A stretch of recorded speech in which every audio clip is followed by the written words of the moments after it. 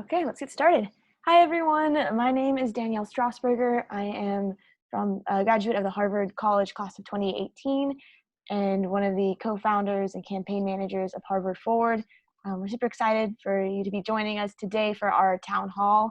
I'm assuming that most people are probably familiar at this point with the Harvard Forward campaign, but in case you are not, the Harvard Forward campaign was created last year to help create a movement to elect 5 recent alumni to the Harvard Board of Overseers on a platform of climate action, social responsibility, and inclusive governance. We got those candidates nominated to the ballot by collecting over 4,500 signatures from alumni. They're now in the election, which ends in just 3 days on Tuesday at 5 p.m. We're very excited about what we're doing, and we're going to dive into a lot more details, I'm sure, in this conversation about our motivations and how this came to be. But I'm here with my co-founder, Nathan Goldberg, also my classmate, and he's going to give a little bit more context as to why we're hosting this town hall. Hi, everyone. Like Neil said, my name is Nathan. I am also a Harvard College 2018 graduate and co-founder of Harvard Forward. We're here today with 3 days left in the Harvard Board of Overseers election because there was a group of 27 alumni, a lot of them that hold very high positions within the alumni community, that circulated a letter that was, advocating against Harvard Forward. We decided to write a letter in response, refuting a lot of the points that they raised in their own letter. And in the spirit of open debate, we invited the signatories of the original letter to join us at the town hall today at this time. They have declined to join us for the town hall, but we want to carry onward and host it anyway because we know there are members of the community that have questions about Harvard Forward and why we're doing what we're doing, how we're doing what we're doing, and we want to give those people a chance to ask their questions and have them answered. So then I'll introduce Richard Parker, who is going to be Professor Richard Parker, who's going to be our moderator for today. He is a lecturer in public policy at the Harvard Kennedy School. He's also the senior fellow of Harvard Kennedy School's Shorenstein Center on Media, Politics, and Public Policy. I'll hand it off to him, and he will get us started. Sorry, I'm just going to jump back in really quickly. As far as the logistical questions around running of the town hall, we are using the Q&A feature. If you haven't used it before, there is a screen. At the bottom of your screen, there's a toolbar. At the far right side of that toolbar, you'll see a Q&A button. You click on it, it opens a Q&A, and you can submit your questions through that. We are going to be using this to help collect the questions. It makes it much easier than scrolling back through the chat feature. So please use the Q&A feature to submit all questions, and we will get to them later on in the event. Sorry for forgetting to mention that earlier, but back to Richard. Thank you. Well, thank you for inviting me to serve as moderator this evening. It always tickles me a little bit to hear someone describe himself or herself as a graduate of the class of 18. I'm a graduate of the class of 1968, so I have a 50-year head start on you. I've been teaching here at Harvard now for 30 years and am nearing retirement, but agreed to come on this evening because I think that this issue of climate and fossil fuels is one of the imperative issues of our time, as important as abolition was to a much earlier generation of Harvard students and Harvard alums. And I think that we should engage the issue and engage the way in which these candidates, these students, are raising the issue with absolute moral seriousness and focus of attention.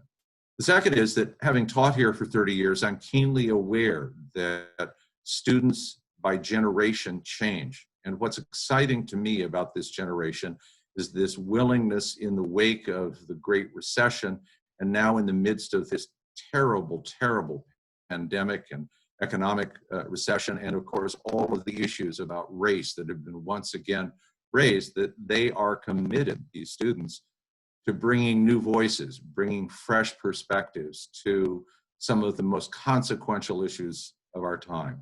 So I'm delighted to be here. I plan to manage as many of the questions as we possibly can. It's my understanding that I can lead off with one or two of my own, which I will do now.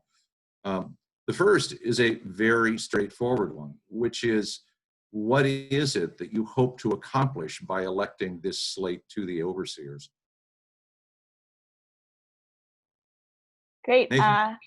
I don't know whether should we raise hands? I don't know how we want to do this. Hands, I can see hands, so please. Okay, well, I'll jump in first. I'm sure Nathan will add on. So we are hoping to achieve through Harvard Forward a couple of different goals, and they range kind of in scale and scope. So I think the biggest one, and something that we can check off as having already accomplished, is just starting a conversation and bringing more attention to these issues around what is Harvard's role in providing leadership on the issue of climate change, in listening to the voices of the community members. Nathan and I are not the creators of the climate movement by any means, but we are members of the community who have seen the fantastic work students and faculty and staff have been doing around organizing for climate action. And it raises question of why is Harvard as an institution being so slow to listen to those voices and listen to those concerns and have the urgency that's required by the deadline of this climate crisis. So starting that conversation and getting people to think more critically about it, and what are our avenues of communicating with the people who make the decisions at Harvard, and how can we make them take these concerns more seriously. And so that's kind of like a big picture goal. And then more specifically, very tangibly, we have 5 fantastic candidates who we would like to see on the Board of Overseers, the highest democratically elected body. They are the most direct way Harvard alumni have of influencing and getting a voice in the room of these conversations that often are happening in a black box situation behind closed doors. Alumni don't have a say in who's being appointed to the corporation. The overseers do. So very tangibly, if we can get these 5 individuals who are fantastic and who are committed to advocating for these issues, then at least we know we have a voice in the room where these conversations are happening. Nathan, I'm sure you have thoughts you want to add to that. Yeah, I mean, I'll keep it real. I think beyond the issues that we are, encouraging Harvard to be a leader on themselves, this is supposed to serve as a reminder, or as a wake-up call to alumni that Harvard belongs to them too. Turnout rates in the election are consistently below 15%. We've heard through our conversations with hundreds and thousands of alumni at this point that they don't feel connected to the university. They don't understand that they have this privilege of voting in the board's elections, which is really a very unique thing in higher education. So reminding people that they have a voice and that they can actually use it to make Harvard reflect its ideals better is a core reason of why we're running the campaign the way we're running it. Talk to me about what kind of opposition you have experienced to date. Is it that somehow leadership of the overseers or leadership of the university is directly opposed to the idea that a slate of candidates should represent a moral vision of a particular kind to the university? What's the resistance? So I think maybe we should split it up, and I'll talk about there's just structural barriers that we face that are not necessarily any one person who is opposing us, but Harvard has made it very difficult for petition candidates to succeed. And we can debate about the merits of why that is the case, but that is the case. Having to gather 3,000 signatures in order to even qualify for a place on the ballot is really difficult, and it takes a lot of work and effort and a lot of people who want to see it happen. And then same thing with, we are 2 of 300,000 members of the Harvard alumni community.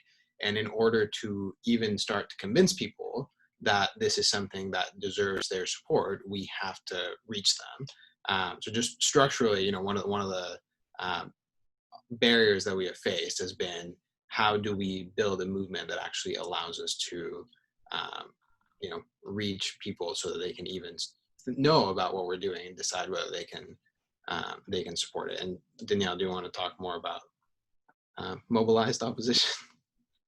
Yeah, and I don't want to, get too much into the weeds of the letter that was written, since I'm assuming a lot of the people here tonight have read the letter for themselves. But I would say a lot of the concern comes around accusations of being special interests or like single platform, and that these are not, that essentially people running for the overseer board should not hold positions on what is in the best interest of the university on subjects that certain leaders of the alumni community feel like fall outside a very, very, very narrow purview of what they think is, university business. However, I think that is a framing issue. I think for many of us, we see Harvard as being a massive player on the world stage, and that therefore what's in the best interest of Harvard and the best interest of the world often overlap. I mean, if we don't have a livable planet, it doesn't matter if we have an institution with a massive endowment and a great brand name. So there's been opposition to the fact that our candidates just have spoken up publicly about issues that they care about. And why I'm really disappointed that none of the signatories are here tonight is because I would have loved to discuss with them how they think that this type of change is supposed to be pushed for on these issues, because we've seen student activists, we've seen faculty take votes, we've seen, talk to alumni who have withheld donations because of these issues. And it may is working incrementally, but not at the scale that we need. So that's why this is a special election this year, is there's so much energy around it, is because it feels like these people are not being listened to. And that's led to creating a movement that hopefully has a way bigger turnout than the 15% of alumni who voted last year. Is it your sense that those who oppose what you're doing feel that the overseers should not be taking public positions based on the moral implications of large public policy decisions in which Harvard, through its endowment, or Harvard through its research, or Harvard through its teaching, is involved? I'm of a generation that went to school for 8 years here in New England, and then 4 years at Oxford, in which all of my professors were white males. And I sat in classrooms in which all of the students were male and 90% were white. And it seems to me that this wasn't a demographic decision that was made naturally, but out of a series of conscious decisions to allow patterns that had existed for a very long time to continue to exist. And it required a sense of moral agency that was pressed by students, by faculty, by the public, and ultimately including the overseers, to recognize that change had to come. How is it that this somehow is different? That this should not be treated with the same sense of moral urgency and the same sense of recognition that times change and require leadership by the overseers? Well, I might be being cynical, but I think one of the biggest differences is that money is involved. Our platform and what we're talking about is so far beyond just divestment. We're talking about climate education and research. We're talking about inclusive governance. But I think a lot of the opposition specifically has been around the financial element of, what is Harvard supporting with its $40 billion endowment? And I think that is something that gets very into sensitive ground, where when you have a corporation that's been set up to focus on maximizing profits, and that's going to be challenged by these type of moral arguments you're talking about, that it makes people want to shut down that conversation very quickly. Because you're right, the overseers has been used as an agency to push for other changes. Like in some of the research we've been doing, we looked at how the overseers played a role in their academic oversight of trying to make sure more female professors were included in departments at Harvard. Like there's a history of overseers being used as a vehicle for change in the 1920s, helping overturn a policy that President Lowell put in about segregating freshman dorms by race. Like, this is not unprecedented, and we're honored to be carrying that torch. But the resistance is also not unprecedented. Do you think that it is important that there be a variety of classes and therefore generations represented on the overseers in a more systematic way that gives more appropriate voice to the complex community that Harvard is? Or is there some sense that it is right that there be a threshold level of age and achievement or experience before someone is nominated and elected to the overseers? Yeah, well, so our platform actually calls for the reserving of 6 seats on the Board of Overseers for people who have graduated from any of the Harvard schools within the last 4 years when they begin serving their terms. With the 6-year terms, those 4 years turn into 10. Roughly speaking, 20% of the alumni body has graduated from Harvard within the last 10 years. And so that would be in keeping with the same proportion of recent alumni.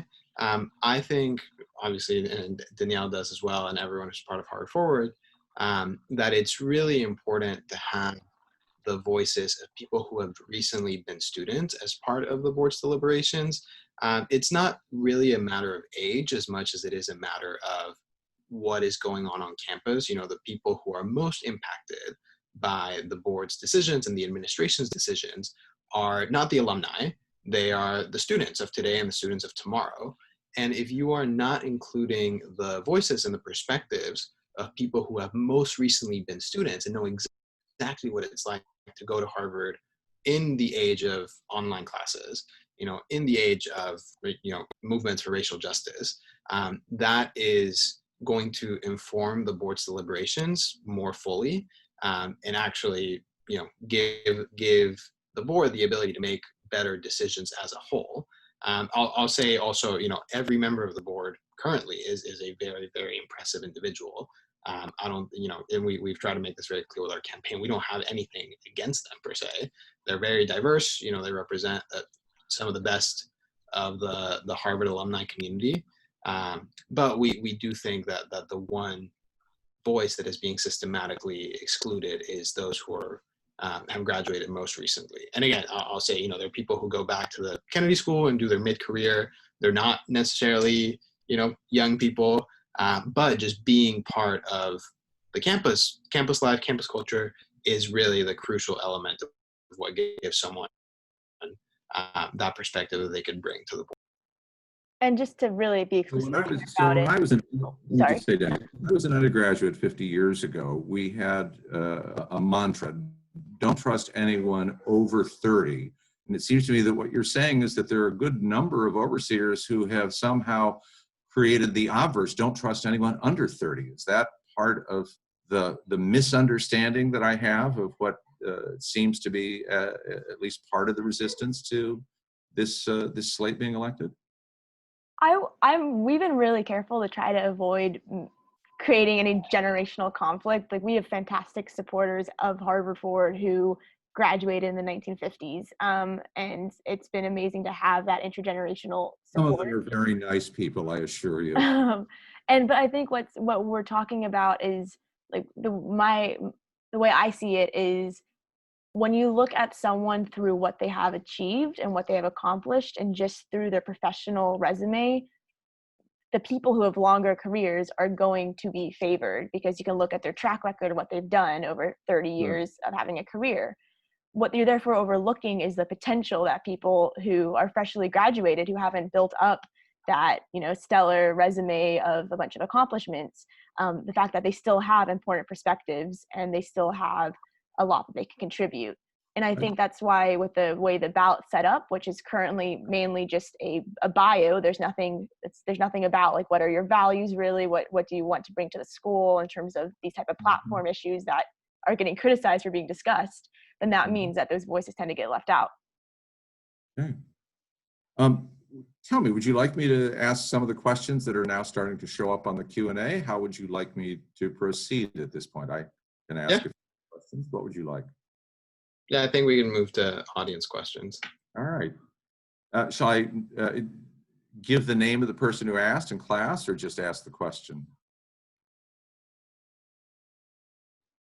I think you can just ask the question. I'm not sure if all right. these people want to be anonymous. Jacqueline writes, let's do that. All right. Did the Harvard alumni folks who wrote that letter give a reason why they do not want to debate? So I was corresponding, well, there were a couple of reasons. First of all, the timeline was really tight. It's really unfortunate that a lot of these concerns were voiced in such very, very last segment of the election period, and we only had a few of emails of the signatories. Their emails were not included on their letter. So our invite was in our open letter, and then as soon as we could, we immediately tried to reach out to people and set the plan. The main reasons they give was they felt that they had said everything they wanted to say in their letter. That's what we heard back from two people. We said what we want to say in the letter. We don't think there's anything more to discuss, and that was the primary reason. And then we did not hear back from any of the other 25. Nathan, did I miss anything? Is that an accurate representation of that email exchange? Yeah, and I think we would be okay. You or folks that are curious can also ask them for their version of events. All right. I'm going to skip over one of the questions for the moment. This is, hold on here.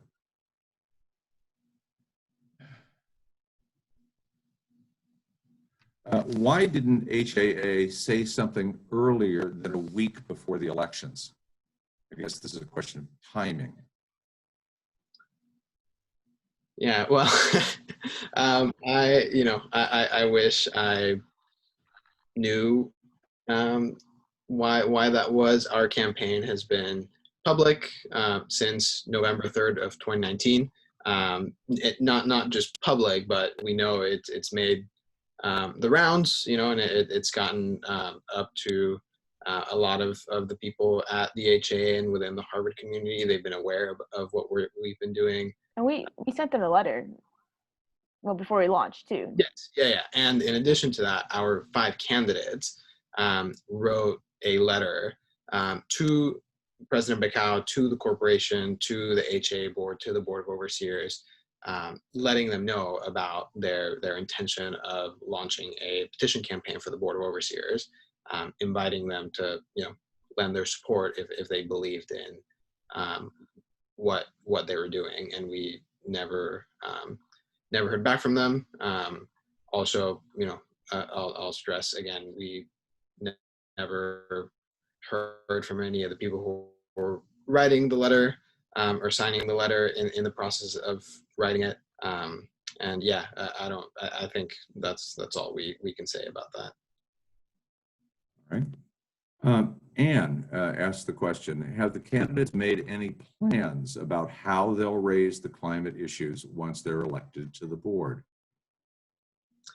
Yeah, so we have been mostly focused on the election.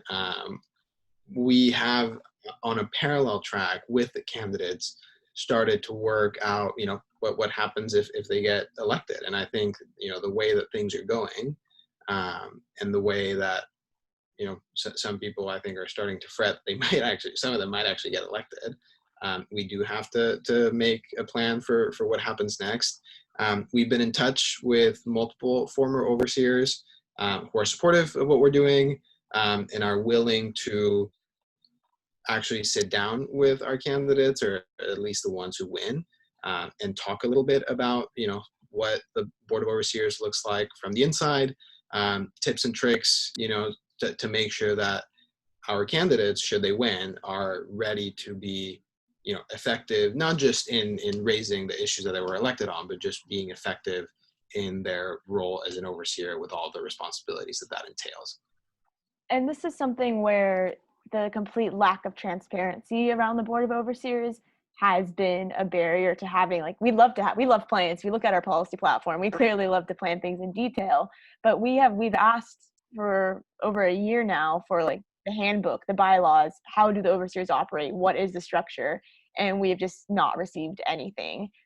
So we know the general information on the research on what are the roles of the overseers, the visiting committees, but what are actual procedural methods that you could take to raise things, not clear. But what we do know is the terms are 6 years. So if we get these candidates on the slate, on the board, they have 6 years to be a persistent voice in the room that is always bringing the issues that are discussed, that are the core components of an overseer's duties, whether that's academic visitation, things like that, and making those ties to these issues of climate, to these issues of anti-racism, to these issues of inclusive governance, because we believe that everything is interconnected. So if you're talking about research, if you're talking about departments, if you're talking about election procedure and what happens in the future, these are all things that should be kept in mind in all those conversations. Jess writes, I'm wondering what orientation or values the Harvard Forward slate would think it brings to other non-climate change and divestment issues that will doubtless arise during their tenure on the overseers. So I think this is, again, one of the places where just having the perspective of what it's like to have been a student at Harvard in the last decade is really important. Particularly, I mean, this was important when we launched our campaign, but now with, planning for teaching in the age of coronavirus, with a heavy reliance on online instruction, with a lot of moving pieces of what is happening on campus, how is that impacting students? I think some of the people that are best positioned to tell the administration, actually, if you do this, this is how it's really going to play out. When they asked students to vacate campus and only gave them 5 days of a heads up, it was the right decision from a public health standpoint to de-densify the campus. But I think, and so do the candidates, and I think a lot of other members of the alumni community, that the issue of how to support students that did not have somewhere to go back to, or that were, particularly first generation, low income students. And those are the types of perspectives that by having more recent students serving on the board, the school will be better able to incorporate those views into all of its decision making.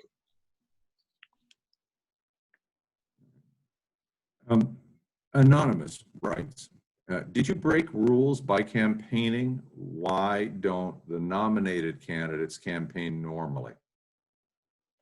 So we did not break any rules, have not broken any rules. We'll continue to not break any rules by campaigning. Nathán had a discussion with the Office of the Governing Boards before we launched this campaign, talked to them in person about what are the rules. Again, we were not given a guidebook. We were not given guidelines. This is an in-person conversation. They said the only rules, the only things, they didn't say rules, the only things we'd step in on are about negative campaigning or lying. So that was all we had to guide our campaign, and that's all the instruction we were given. And at no point have we been told that anything about the campaigning that we're doing is problematic.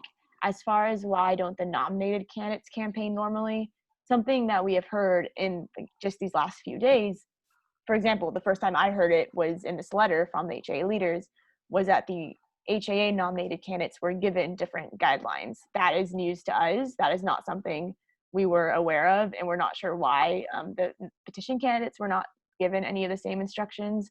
But the letter implies that they were given some other information about the norms around campaigning, which is a very different conversation. The norm is that it's kind of like, I think, a gentleman's agreement that people just have campaign amongst their inner circles and on email chains and amongst the people they know at Harvard. But because something is a norm does definitely not make it the rule. Right. I have another question from Anonymous. This may be the same Anonymous or another Anonymous, but it seems to overlap. So it is, let's see, I just lost it there for a second.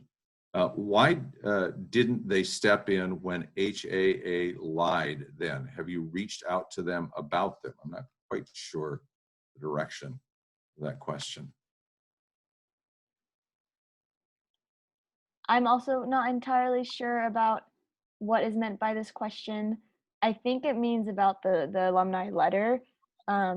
Something that has been difficult about these conversations is that things have been made very murky about where information is coming from. It's been a shame to see a lot of rumors circulating, which is why we thought a town hall like this would be very important. To clarify, though, the letter was written by individuals within the HAA community and not from the HAA directly.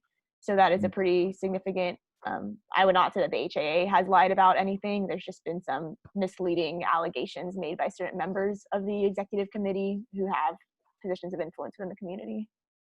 All right. And sorry, the second part of that question, how we reached out. I have written multiple emails to the executive director of the HAA and the president of the HAA expressing my concerns with the actions and the things that are being said. And the only response I received was around things happening in personal capacities of individuals, and therefore the HAA did not have a role in correcting any behavior or information being spread. Another anonymous question. You're very focused on recent graduates. What about the voice of current students? I'll take that. So our platform on inclusive governance is actually titled Inclusive Governance and Student Voices. The reason why we are not running any current students is that the Harvard Charter actually prevents students from serving on the board directly. And it's much, much harder to change the charter. Even, I'm not even saying that it should be changed, but that is like a really, really big deal. Whereas there is a provision for, any alum who gathers enough signatures can stand in for election, even if you've only graduated 1 year in advance.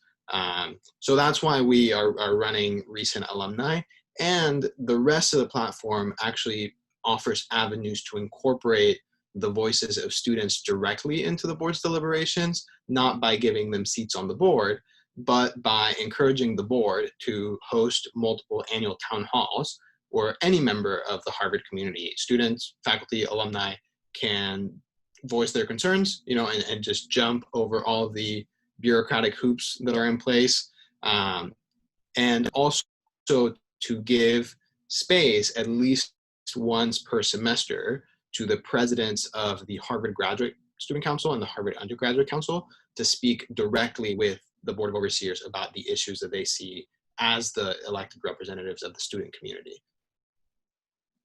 Thank you.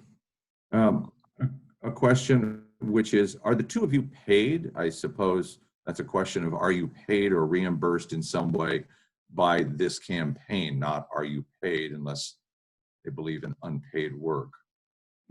No, neither of us are paid for the work we're doing on Harvard Forward. It has been purely a labor of much, much, much love and sleepless nights and visionary motivation that this is all worth it in the end, but no monetary compensation or any other type of compensation. I have one question that I find difficult to frame, but I will nonetheless offer it. Christopher writes, saying that one of your candidates appears to be a citizen of the People's Republic of China and who has spent the bulk of her educational time and career in China. And while he insists that he does not inherently object to Chinese citizens serving on the overseers, and might argue that this would be beneficial, quote, as a back channel for diplomacy, nonetheless, he says he sees examples of the Chinese government attempting to gain influence in US universities. So he asks the following three questions. In the course of her impressive development work, has she ever taken a position inconsistent with that of the Chinese government? Does she support the right of figures such as the Dalai Lama, Liu Xiaobo, or DPP Hong Kong independence movement figures to speak at Harvard? Has she joined the Chinese Communist Party, and if so, why?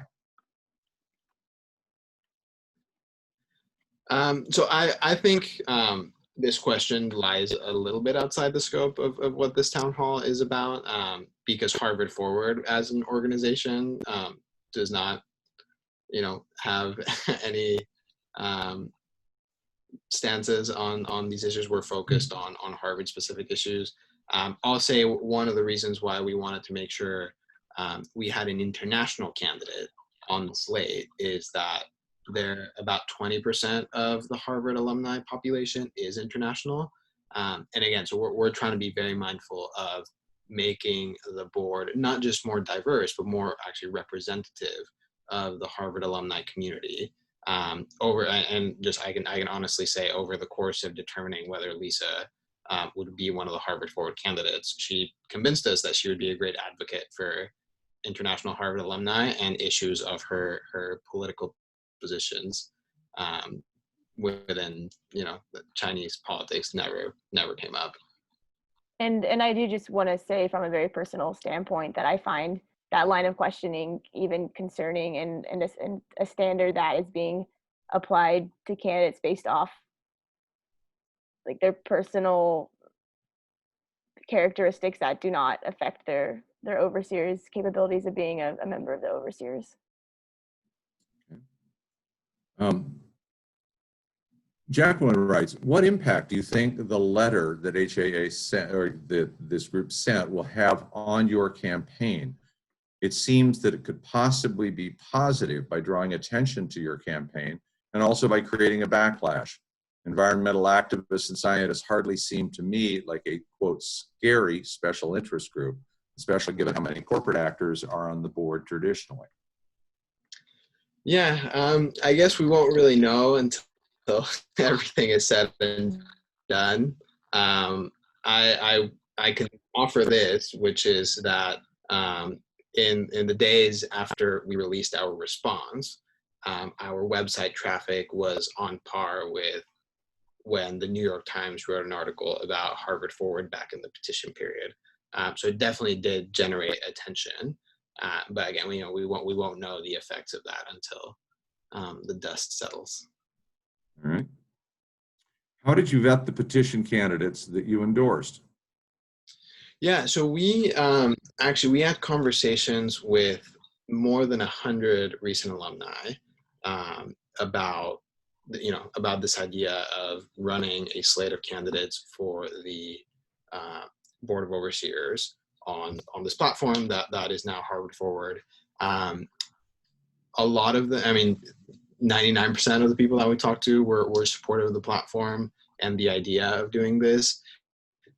People recommended friends, colleagues, friends of friends that we should be talking to that had a track record, that had an interest, both professionally, personally, in these issues, both within the climate side of things and within the, inclusive governance, student voices side of things.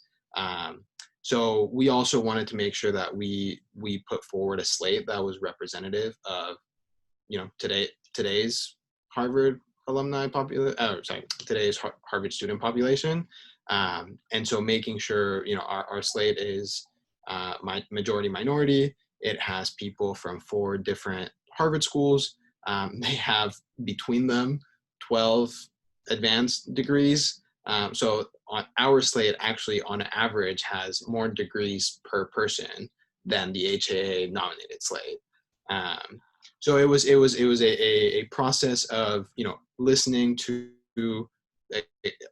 100 recent alumni, balancing questions of representation and ability to convince us that they were going to be great advocates for the platform of Harvard Forward and what it stands for, and ultimately actually having potential candidates weigh in on who they would want on the slate with them as well. Danielle, is there anything else you want to? That the process of building Harvard Forward and developing it happened like simultaneously with the process of finding candidates. So it was really interwoven in that the candidates helped shape the platform, and that we were reaching out to people just saying, hey, we have this pretty wild idea about this thing that we want to do. What are your thoughts? Do you want to be a part of it? And we had a lot of people say like, oh, this is a fantastic idea. I'd love to be a part of it, whether that's helping shape the platform, figuring out how we're going to get the signatures, or potentially like being one of the people running. So the interest and the energy and the excitement we found from people led us to some really great members of the team, and people helped to make Harvard Forward, and also some really fantastic candidates. Jess writes, for alumni who want to ask the letter writers why they didn't participate in the meeting, to whom or where should we write? I don't want to make anyone's email public without obviously probably period, make it public. However, Jess, I think I have your email, and I can follow up with the signatory we were in contact with and ask her if she's fine with me connecting you two. The reason we are being delicate on it is because you want to be very careful to not put any words into anyone's mouth. And so I think that's probably a good suggestion. But if anyone else wants to be put in contact, you can email me at Danielle@harvardforward.org, and I will try to work that out on the back end as appropriate. Let me clarify. Maybe I wasn't clear in reading the question, but it seems to me that the writer is asking how to reach those who wrote the letter critical of Harvard Forward. Yes, sorry. My response was they haven't publicly I'm sorry. a way of contacting them. So I have personal emails, but I don't want to publicize their personal emails. Okay. What did you have to do to get the candidates on the ballots? Oh my gosh, so much. Really Nightmares. So the signature collection process. So if you want to be, for those who are new to the conversation, there are two ways of being on the ballot for the overseers. You can either be nominated by the HAA nomination committee, which is a process that's described in articles in the Gazette if you want to read more about it, or you can be nominated by petition. And this petition process has been around for forever, but the rules around the petition process change and shift over the last century, and it involved collecting 2,936 alumni signatures per candidate in order to qualify them for the ballot, was the number that we were given. That is 1% of all of last year's eligible voters. What is notable is that this number is new. It was changed recently. The last successful petition candidacy only needed 200 signatures. So the numbers increased. We are the first campaign around petition candidates to be successful with the ballot with that many numbers. And it was an absolute odyssey of a voyage to get those candidates on the ballot, because sorry if I'm getting the weeds too much, but just really quickly, part of the reason Harvard was able to justify increasing that number of signatures was because they said it was going to be more accessible to sign and that you could sign online. However, what we found out on November 1st when the nomination window opened is that by signing via online process meant using your Harvard key to access a Harvard form, to fill out that form, print it, sign it by hand, scan it, and mail it in. So online is really a misnomer. Many alumni don't have Harvard keys. That's a login that's only been used in the last 5 or 10 years. It started when Nathan and I were in school. Many people don't have the Harvard key. They couldn't figure out how to print the form because the interface was terrible.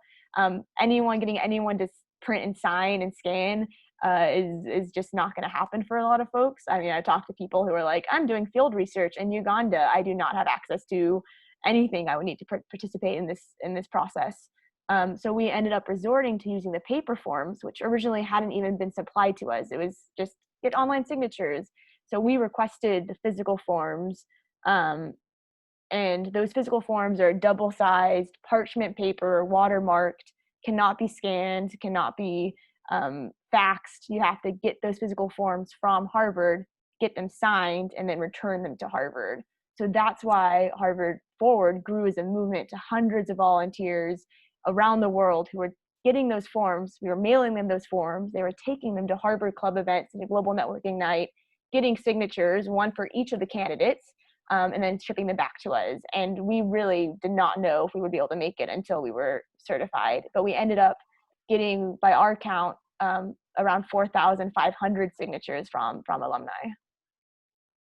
I'm touched from my generation to hear that Harvard is still circulating materials on parchment paper. It reassures me that some things don't change. I'm reminded of the chairman of Brooks Brothers, who in the 1960s was asked by the New York Times whether or not Brooks Brothers would ever carry Nehru jackets, which were briefly a fashion in the 60s.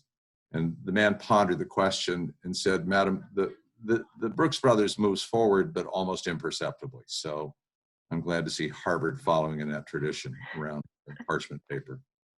Let me turn to a couple more questions. One is, are you at all interested for the next set of elections and getting older graduates on the ballot.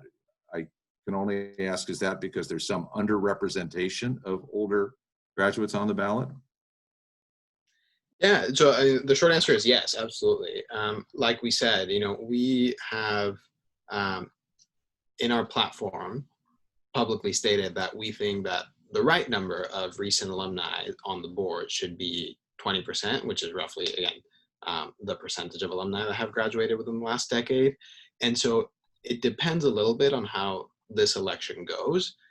If our candidates crush it and they sweep the election, and then overnight we go from having 0 candidates that have graduated recently to 5 candidates that have graduated recently, then there isn't a need now for more recent alumni perspectives. And I think we would respond accordingly in building a slate that would be, still balanced, still diverse across schools, across experiences, across professional pathways, but not necessarily as focused on the recency of people who have graduated.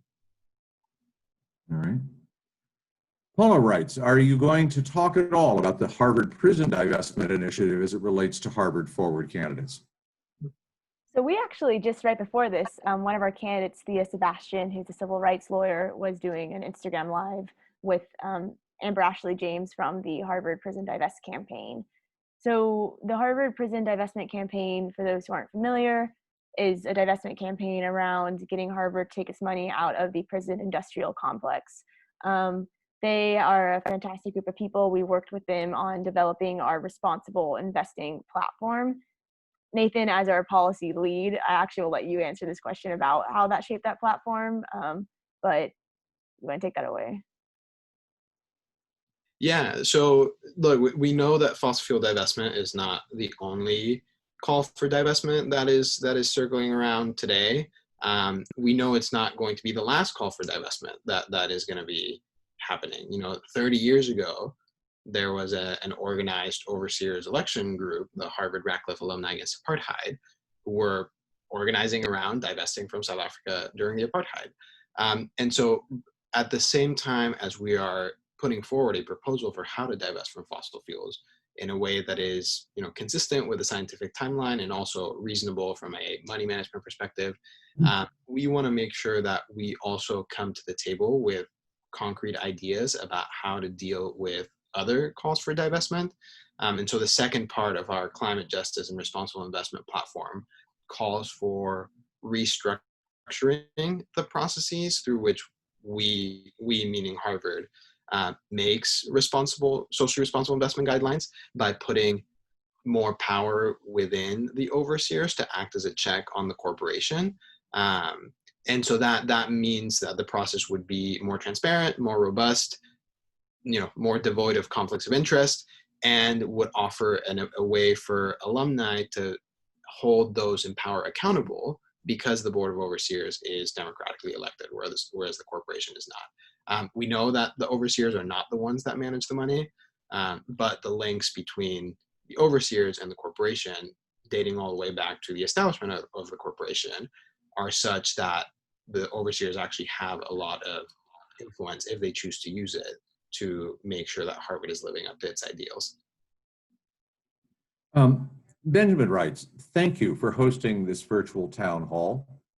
Has Harvard Forward talked or reached out to current members of the Board of Overseers? If elected, will Harvard Forward candidates commit to making the election process and the nomination process easier for candidates without funds or a platform?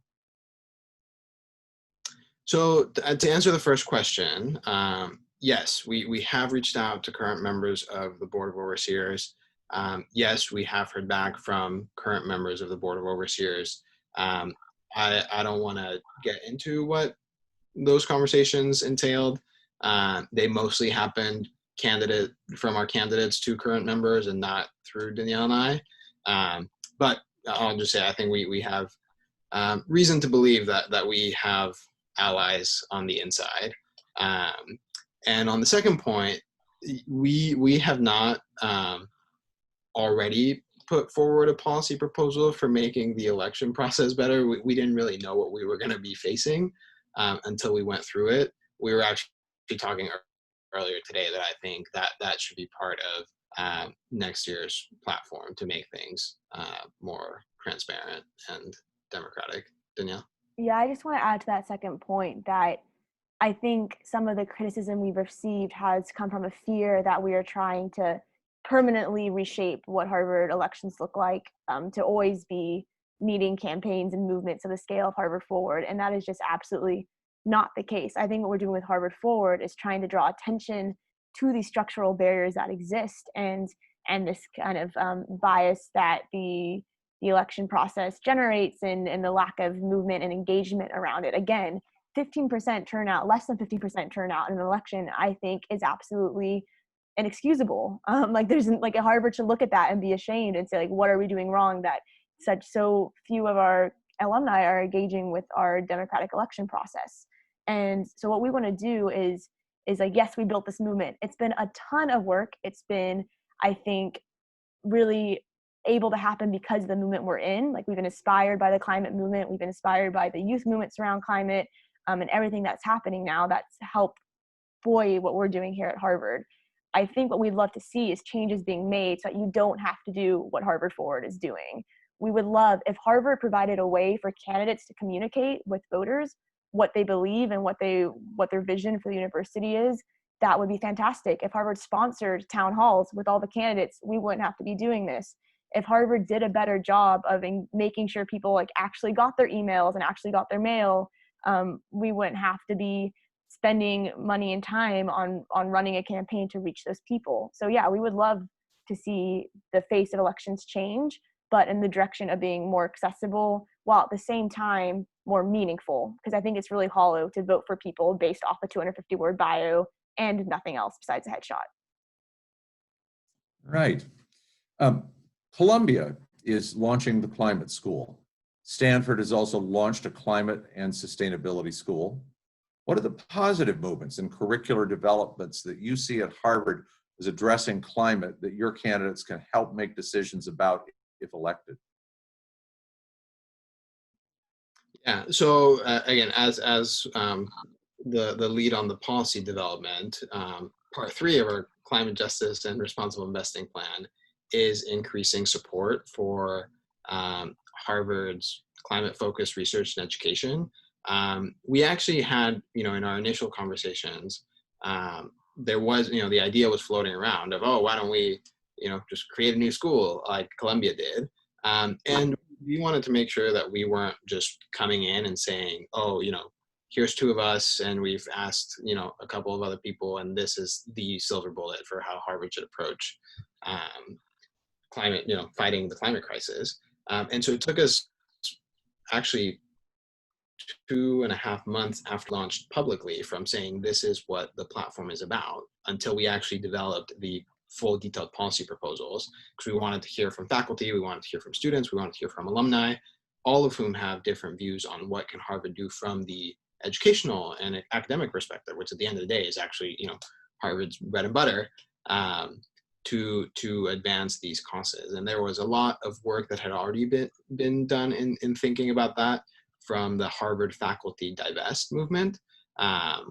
And we actually relied very, very heavily on a white paper that they released that has tons of great recommendations that are very, very detailed. Everything from, what should happen in the classroom, what should happen in the dining hall, what should happen in department budgets, and how one of my thesis advisors suggested a rule in his department to actually tax carbon by asking people who flew to conferences to pay double out of the department budget to discourage people from flying and doing more digital things. So there's a lot of things, big and small, that Harvard can be doing.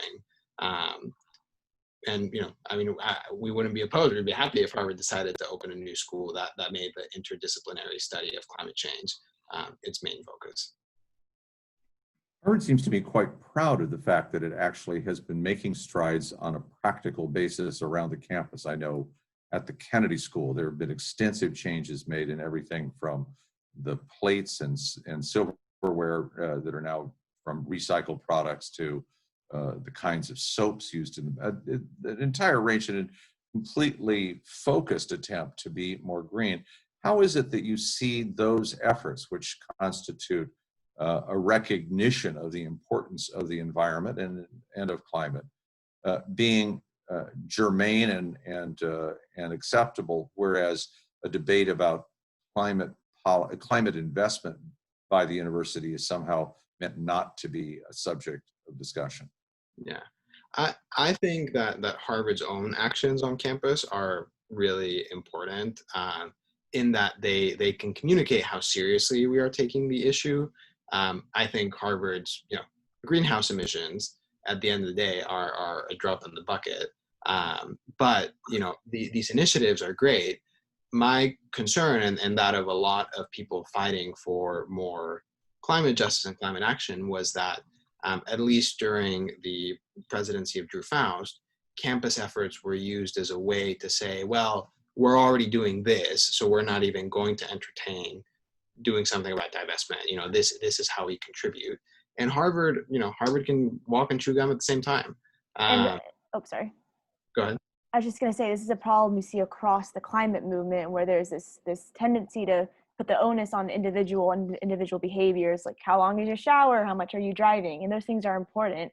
But in some ways, it's a distraction from looking at how institutions, corporations are complicit in this much bigger structure that has to do with how our whole society is set up.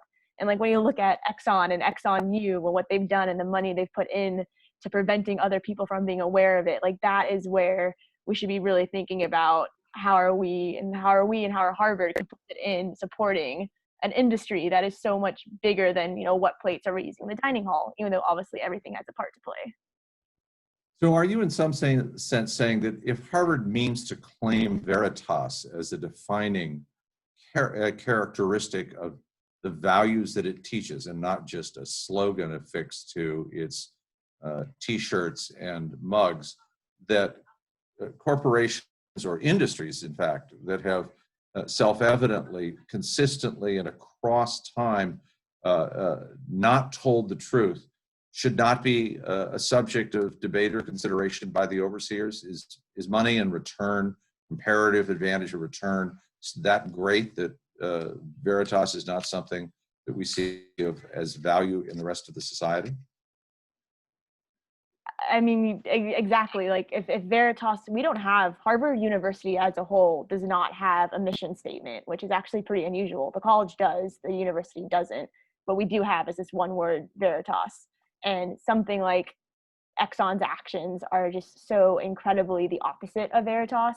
And I think, maybe we have something to learn from our friends at Yale about Luke's at Veritas, because if there's no transparency, if there's no information, there's no way of holding Veritas accountable. You can't seek out like what is Harvard doing with its money if there's just no transparency about what it's invested in. And Harvard likes to try to play it both ways with saying, oh, we're engaging with people, but engagement has gotten us to where we are, which is not good enough. And so clearly something has to change, and we're trying to help bring about that change.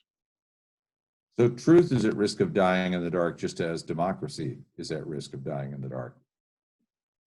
You said it better than I could. We're coming up on the hour, so let me ask a final question and then see if the two of you want to make brief closing remarks. Is that acceptable as a format?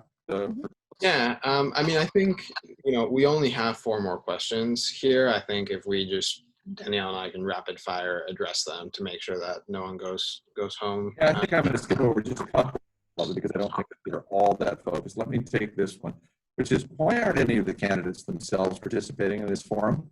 It's great to hear from the organization's founders that you're actually asking us to vote for a certain set of people, and we're not now able to hear from them directly today. Yeah. So the short answer is that this entire town hall was organized as a response and in order to invite signatories of a letter that was attacking Harvard Forward as an organization. And so we felt that it was important for us to respond as the organizers of Harvard Forward. And the people that we invited to join us today were not candidates themselves. So we didn't think that it would have made sense for us to host a discussion about generally the overseer's election and Harvard Forward in a way that had candidates on one side and not the other side. But that being said, our candidates have, we had a town hall July 1st when the election was kicking off. They've been at events over the last month and a half. If you're new to Harvard Forward and haven't had a chance to engage with our candidates before, we have 4 of them. We'll be doing Instagram Lives tomorrow. If you're on Instagram, you can get on and ask some questions. We also have a virtual rally tomorrow where some of our candidates, based off time zones and availability, will be there to give comments on the election and why they're so excited about this. And you can also ask them questions. If you have questions for them directly, we're happy to connect you. If you go through, email one of us. We've tried to, they very much want to engage and talk to voters and have that level of access that's not normally granted in these elections. This town hall specifically, though, was about Harvard Forward as an organization and concerns around the campaigning elements. Well, thank you. We're now a little past the 7 o'clock hour, and I think it appropriate to conclude this meeting. Danielle, Nathan, I'm very impressed by the both of you and impressed by the work that you have done here. And I think it's something that not only you should be proud of, but that Harvard should be proud of as well. That John F. Kennedy, a month before he was assassinated in 1963, spoke at Amherst College, and it was directed very consciously by him at the privilege that young students enjoy at a place like Amherst, which is certainly something that Harvard shares. And the line that I've always remembered, I was 16 at the time, and the speech struck me with great force and was reinforced by the fact that he was assassinated less than a month later. It was that we must honor men and women of power, for they do much for us all, but must also honor men and women who question power, because it is they who determine whether we rule power or power rules us. I think you're in that Kennedy tradition, so thank you. Thank you both very much. Well, thank you very much, Richard, for moderating. Again, if people have questions we didn't get to, please feel free to email either Danielle at harvardforward.org or comms@harvardforward.org. We also have an extensive FAQ on our website. We have events ongoing this weekend. And if you haven't voted, please vote. And I know for my closing words, I'm sure Nathan will have something to add. I just want to really emphasize that we are doing this because we care so much. I had someone say, like, why are you spending so much time on Harvard? You graduated, you're gone. But I just believe so deeply in the ability of Harvard to be a leader and to make a sizable impact on these issues. And I would love to see it do that. And I think a lot of other alumni are on the same boat. So I recognize we are challenging the status quo a bit and not doing business as normal, but I do firmly believe that it is worthwhile doing what we're doing. And I'm excited to see how this all works out. I think we can end on that note. Thank you all very much. Thank you for those attending the meeting as well, of course. And be sure to vote. All right. Take care, everyone.